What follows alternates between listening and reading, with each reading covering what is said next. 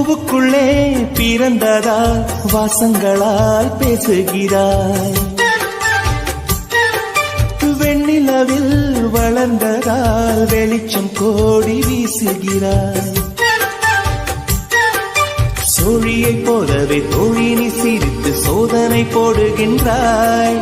நாழிகை நேரத்தில் தாழித்த மனதில் சாவியை போடுகின்றாய். 1000 கோடிகள் யுத்தங்கள் சந்திக்க துணிவும் இருக்குது.